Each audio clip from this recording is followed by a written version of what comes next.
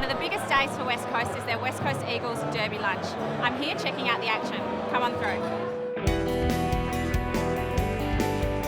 I can sense the fellowship in the room. There's a great vibe in the room. We've got something fantastic planned for you this afternoon. This game is a big WA game, and we're all very parochial around WA football. We want WA football to be, the strongest football state in the country.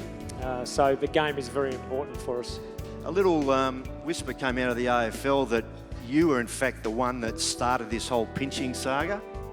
As a community service, one thing you could do was just offer to an opponent your skin folds are a little bit higher, and there was only one way to find out. You had to show them. You had to check.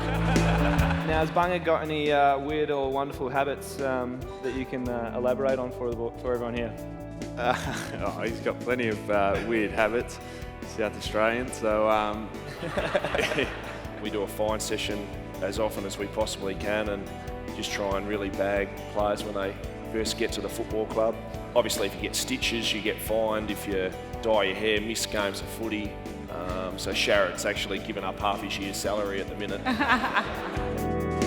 It's obviously my favourite highlight, not for the reasons that I actually kicked that goal with my eyes closed. The fact that Peter Bell, if you see the highlights, was doing this to a couple of the other players. I actually missed a goal late in the game that probably would have won us the derby. It seems to be Sean's favourite memory. It's always good to catch up with Mark Poodoo, and I spoke to David Hart during the week, and he was off up north with Jobby doing something else. But it's always good to catch up and reminisce a bit. I was nearly on the Dockers list before I started and come back there, so I whilst I was pretty keen to see the Eagles do really well, I've always had a little bit of a soft spot for the Dockers, but like to see the Eagles beat them each time.